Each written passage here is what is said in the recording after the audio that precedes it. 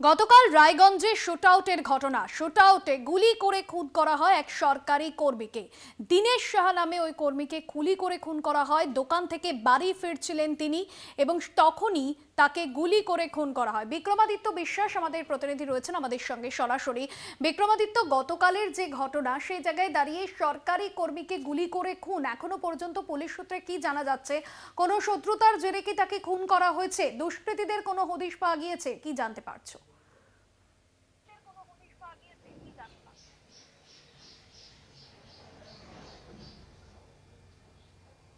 এবং তিনি কিন্তু এই এলাকায় গত ৩.৫ মাস থেকে একটি বাড়িতে ভাড়াতে ছিলেন। তারা সম্পূর্ণভাবে এলাকাবাসীর মধ্যে একটা ধোঁয়াশা রয়েছে। পুলিশ তদন্ত শুরু করেছে। পুলিশ সূত্রে যেটুকু আমরা জানতে পেরেছি যে দুইজন ব্যক্তি যারা মোটরসাইকেল করে এসেছিলেন, এসে তার সাথে কথা বলেন এবং একজন ছোট হাইটের শর্ট এক ব্যক্তি তাকে গুলি করেছেন। এই ঘটনার পরেই কিন্তু পুলিশ নড়েচড়ে বসেছে এবং সিসিটিভি ক্যামেরার ফুটেজ যেটা পেয়েছে তারা সেটা নিয়ে গিয়েছে এবং সেটার থেকে তদন্ত করে তারা আততায়ীকে চিহ্নিত করতে পেরেছে বলে এখনো পর্যন্ত জানা গিয়েছে।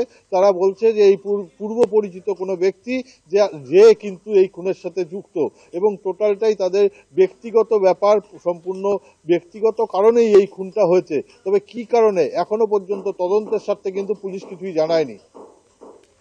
একেবারে ধন্যবাদ জানাবো। বিক্রমাদিত্য ছিলেন সরাসরি রায়গঞ্জ থেকে। সরকারি কর্মীকে খুনের ঘটনায় এখনো পর্যন্ত দুষ্কৃতীদের কোনো রকম কোনো হদিশ পাওয়া যায়নি, তবে গোটা ঘটনার তদন্ত ইতিমধ্যেই শুরু করেছে পুলিশ।